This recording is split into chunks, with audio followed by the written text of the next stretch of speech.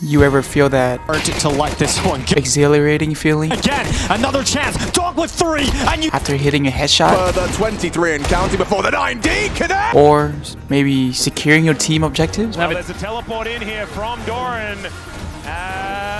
Oh my god, he What? Or even clutch a key round for your team? Gonna be sent, re-swings, clears out Leaf, Prowler at the ready, Trent in front, and Batman is him! Or sometimes, simply just winning a ranked game.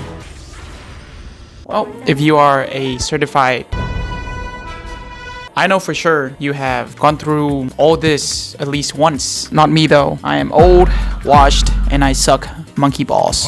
As a gamers, or should I say competitors, we feast on the feeling of knocking our enemies down. We assert dominance by winning lanes. We mentally attack our enemies by tricking them to think that they have won, but psych! That's the wrong number! Or sometimes it's just the feeling that satisfies our ego, our pride, that we are better. I'm better! Better than all of them. I am better! You get what I'm talking about, right? Yeah, we're talking about competitive games today. Hey, welcome back. My name is Marcus, 25, pushing 30 this year. My back! And for the past few months, I have found myself at a stage where, for some dumb reasons, I'm just craving the satisfaction of winning. More specifically, just winning in video games, like some of the most classic competitive gaming titles that I have played growing up, like League of Legends, Counter-Strike, Rainbow Six Siege, oddly around in my 20s, a little bit of like NBA 2K, still a trash game. You're pushing 30, old ass, and still sweat about video games? Why can't you just play games, just for fun of it, just to distress, just to relax after work? You must be stupid to play AD carry in a solo rank game. You even have a job? Fill this out. Hold on, let me explain. There's a certain level of joy or happiness in competitive gaming that brings way more value to gamers rather than it being just like a hobby or it being something that helps us distress or relax. What? I know for a fact if you're all of us here has probably experienced how horrible it must be to be completely dominated, outplayed, destroyed, any other adjectives or words that I can find, or to the extent that you can't even contribute to the team, and sometimes just bad personal performance. As you go through your mistakes, you begin to anticipate. You begin to see the game a little bit slower, and slowly, after days, weeks, months, you realize, maybe you get a little bit better. You slowly begin to experience that feeling that I talked about. You begin to contribute to your team a little bit more, or sometimes a lot, and you begin to taste the sweetness of victory. Sure, you can play games just for fun. We all heard of Terraria, Animal Crossing, Minecraft, even though we know damn well the Minecraft community probably say something else. Bed Wars and speedrun attempts. I don't know if that's a chill and relaxed game. Let's be honest here. Some of us, including myself, completely sucked at these high skill based, mechanics heavy type of FPS or MOBA. That is the first ape to water bucket clutch ever! I've been playing League of Legends since 7th grade, okay? 7th grade. And now I'm still silver ranked. But, there's something I need to show you before we move on further. Look at this. Look at the stage. Look at them. You can't tell me that they're not having the time of their life. Okay, now change the camera. Now look at him. He's crying, right? But deep down, I know he's probably proud that he even made it here. So, yes, we do play games for fun. We do play games just to relax after a long day. Dad. Hello, Coraline. And I know that that we will be lying to ourselves if we say we didn't enjoy or we didn't want to win in a competitive video game just by a bit. I know that we all somewhere deep down inside our little brain want to win, and that joy of winning a ranked competitive gaming titles give you the joy that none other game can give you. So you, my friend, this is the universe reminding you that you should have said yes to your friend who asked you to be his duel. Hop on a solo queue. No matter what skill level you're at. Oh, hell no! Now, if you have been playing any kind of video games over the last few decades, you have probably realized that in order to play any type of video games, and I'm not talking solely about competitive video games, I am talking about classic, going to the arcade type beat, Pac-Man, Donkey Kong, Frogger, Solitaire from your dad's OPC, and the list goes on. Every single video games that have been released all require some kind of skill level, some kind of skill set from the gamers to at least complete the challenge that the developers have provided. And as you get really good, and I mean like really, really good, right? There emerged the existence of personal best records back in the days. Mom have no cave. The first ever esports event was hosted in Stanford University called the Intergalactic Space War Olympics, where professional gamers were competing on one of the best innovations known to mankind, the PDP-1 computer. This singular monumental event has set path for some of the greatest esports events known to us these days. ESL Katowice, Worlds Championship, ESL1, and we can see how competitive video games has grown over the years as we're no longer competing for each other's personal records, but instead now some of the best players all over the world come together and compete against each other to see who comes out like the best of the best, right? Like these are international events. They're pretty serious. And you remember last video when I said you're gonna be needing hands to play against NPC boss, right? MapleStory or Horizon, Dark Souls or Elden Ring pre-programmed. Well, you're gonna need a lot more hands to beat the next best person. However, there is something so different in competitive games that has hooked my little teeny tiny 14-year-old menace self after school, just brainlessly grind the crap out of the game to learn the nook, the crannies, and tons of aspects. From map knowledge, item priority, round economy, micro movement to macro movement, all are designed to help players acquire what I would call skill-based rewards. Why do I talk about rewards? You see, the reward comes in tangibly as an advantage for your team. The game is designed for us to learn after our mistakes slowly. It's going to take matches after matches, depression after depression, which is why I have recorded myself playing on one of the most overwhelming MOBA titles for a lot of new players. Guys, keep in mind, this is, I think, my first time returning to League.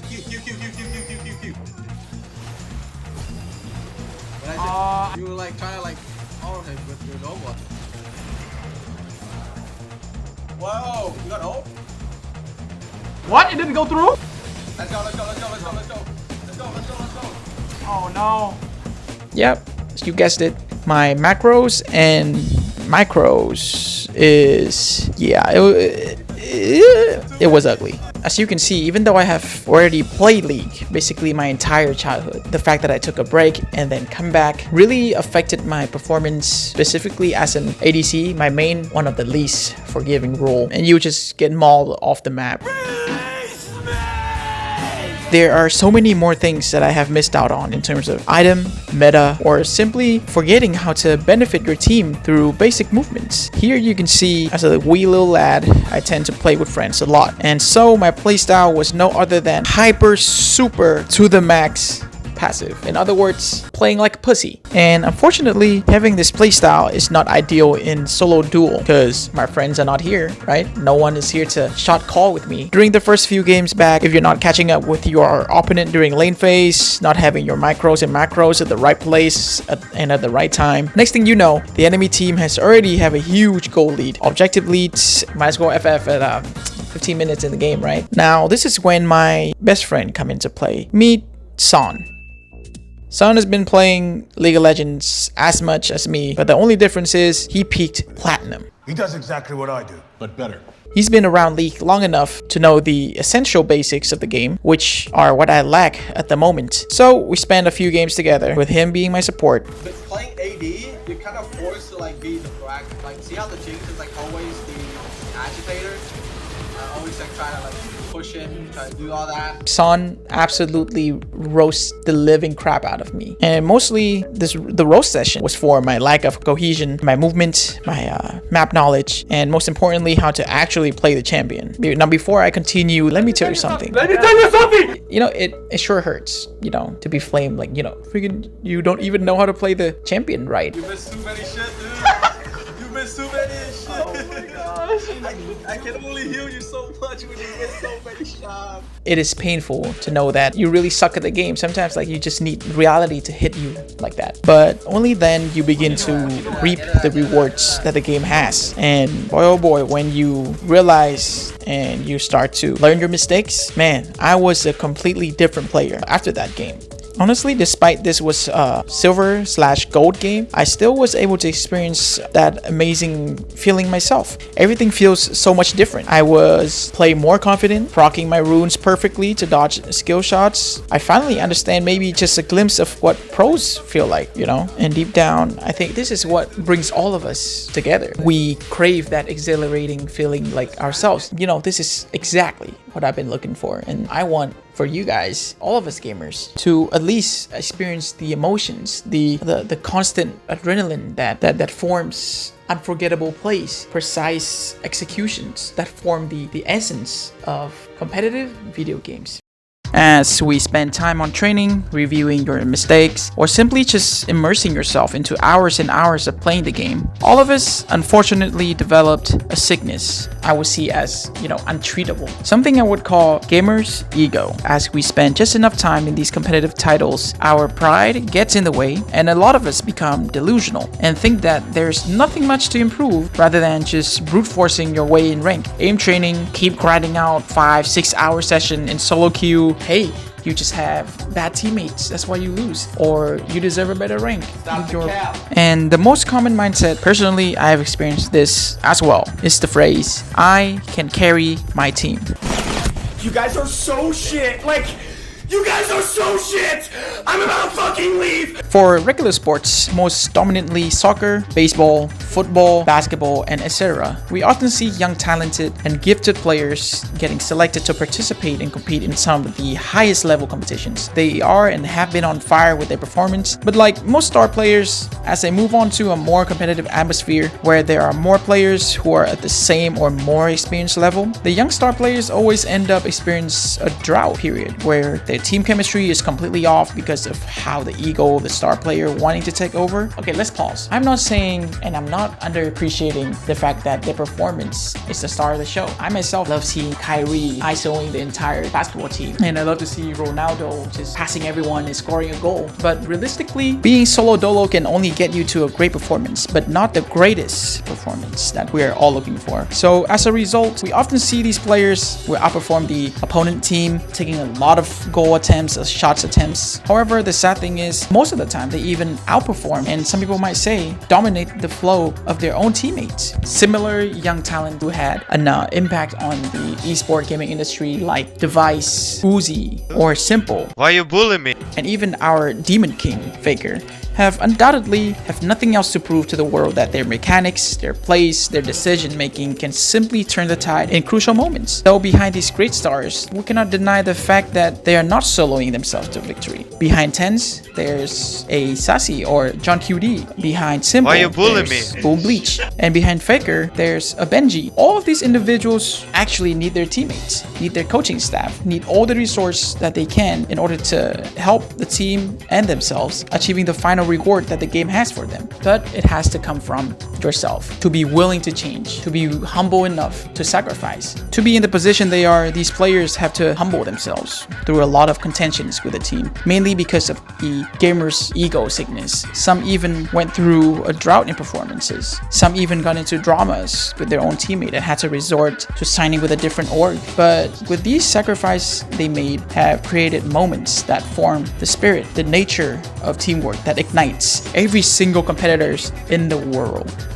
I used to really enjoy Counter-Strike. I actually compete in some of the local LANs. It's pretty fun. Well, I got back into the game fairly quick with my rusty mechanics, utilizing utils, map knowledge, patience, a whole lot of them, and most importantly, working with your teammates and be willing to support them. It took a little bit longer for me than I expected, especially in the solo queue, where most of our egos get the best of us. Everybody wanted to be the top fragger, especially in lower rank too, where baiting your teammates becomes more than a trend and playing for kills rather than rounds. However, somewhere in the spectrum, there's still a sense of teamwork. If you yourself have to try it first, you have to be the initiator. Oh, and when you actually witnessed it, it's a beautiful thing. I still remember seeing the first World event ever through my dad's OPC screen, and was just shocked at how many people actually showed up to the event to support their team. As a fan myself, I love the fact that video games has brought everyone like from all over the world together